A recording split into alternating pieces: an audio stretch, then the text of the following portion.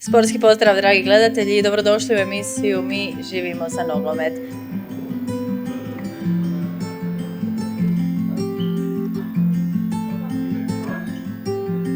Šta? Ajde ispočetka, molim te.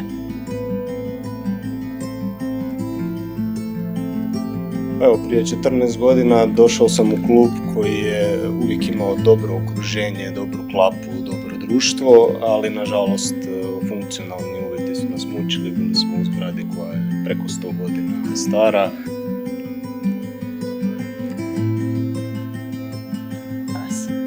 Škola nogomet je...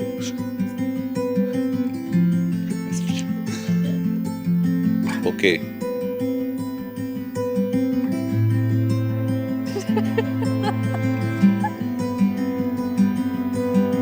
Uvjeti su odlični, kao što vidite imamo reflektore, znači teren je, možemo trenirati na večer radi škole, to isto privlači klince, tako da je velika razlika između prije 10 godina i sada.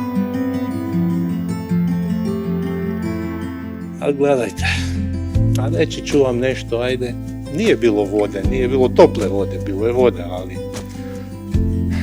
Pa sjećam se utakmica kada smo se poslije utakmice morali oprati u nekakvoj mlaki, doslovno reći. I to vam je bilo pranje onako, manje više. Ma žalosno je to bilo, mislim, bolje da to ovi današnji mladi ljudi niti ne znaju, ova djeca ne.